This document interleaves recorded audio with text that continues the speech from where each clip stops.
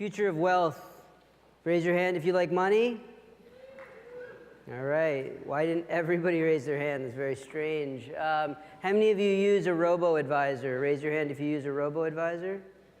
Not that many of you. How many of you use Betterment? Wealthfront? Okay, kind of even split. Interesting. So we're going to talk we're going to talk about wealth tech more generally. It's not going to be just the robos. So there is lots of money that will be transferred from baby boomers to millennials, right? So lots and lots of money.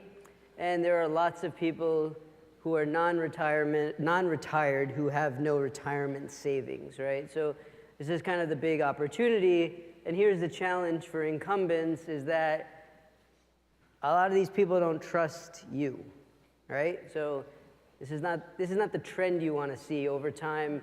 Trust or distrust in the banks is sort of increasing, which is a problem.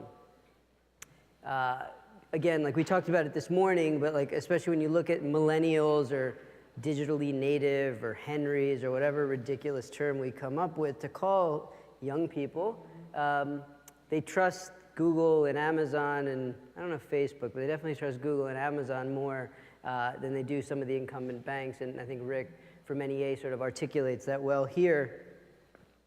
So you have this sort of attack of the insurgents. We're going to talk about what that means. Over $3 billion, 321 deals have gone into wealth tech since 2013. And this is that wealth tech market map, right? And so again, this is not just robos. So you see the robos up top. Also within the robo space, you see kind of the stratification of B2C, both B2B and B2C, and then there's actually sort of the B2B players, but now there's robo-retirement, investing tools, digital brokerage. So this is kind of the full portfolio of sort of wealth tech companies that you see that we've kind of created here.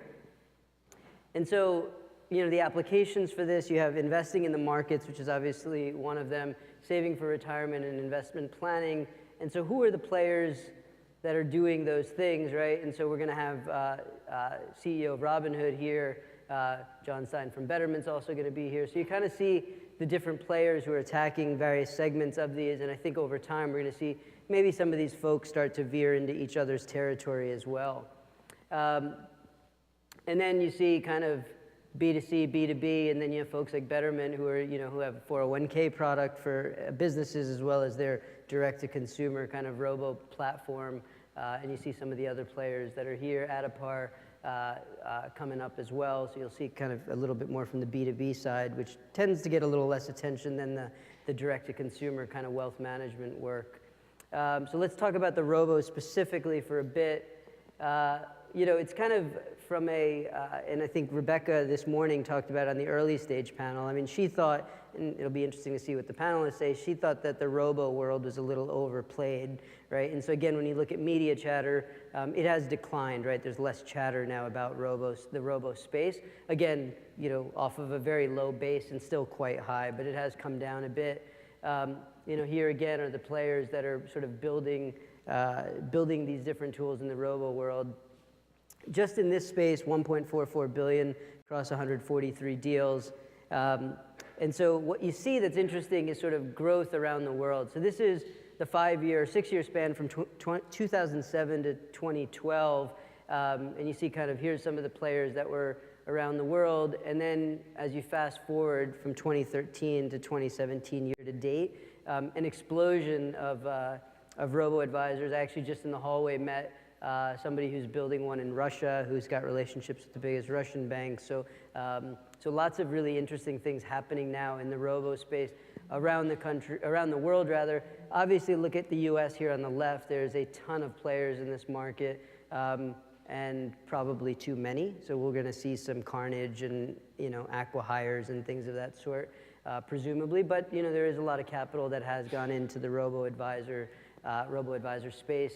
You know, obviously digitally native are flocking to these things. So between Wealthfront, Betterment, and Acorns, which are some of the more well-known suspects, you see kind of their offerings and some of the great backers that they have.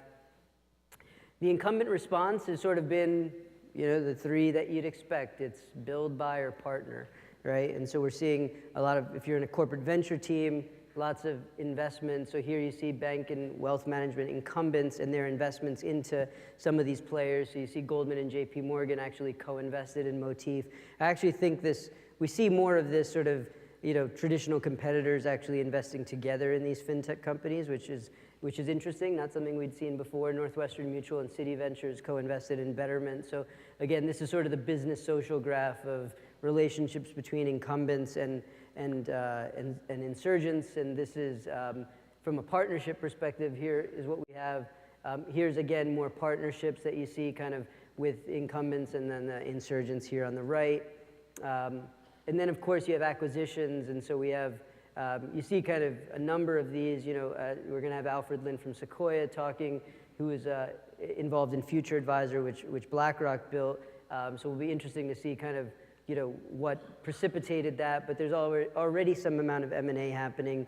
It's a business of scale, so you need a lot of assets for this business to work. And so if you're unable to achieve that scale, is there technology underlying it that one of the incumbents might want to come and pick up? So we're seeing some of that happen.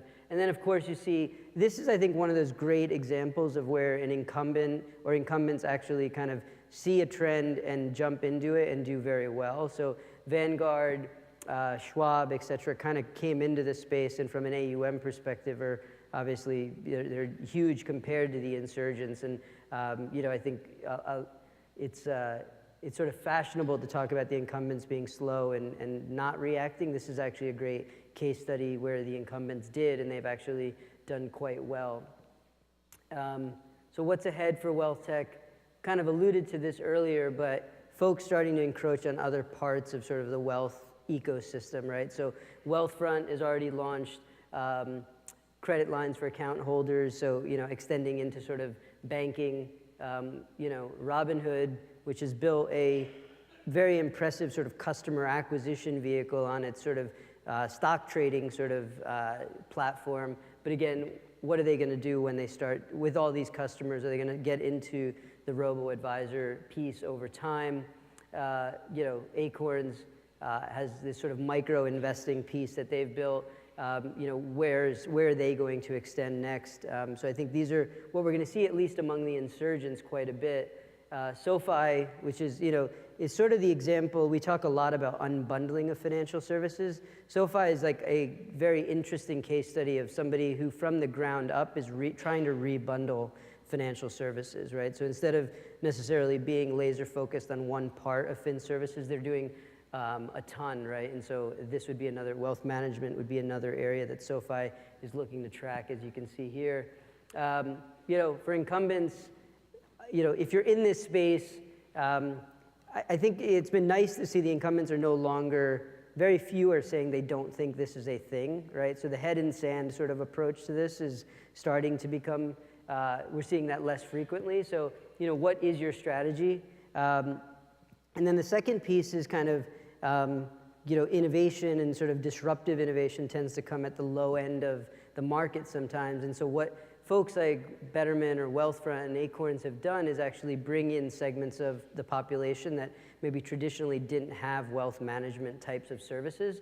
And so how do you, and I remember a quote, I think it was from Bank of America, where they, the CEO said, well, we don't care about that market segment. They don't have enough assets to be interesting to us. But, those people end up, or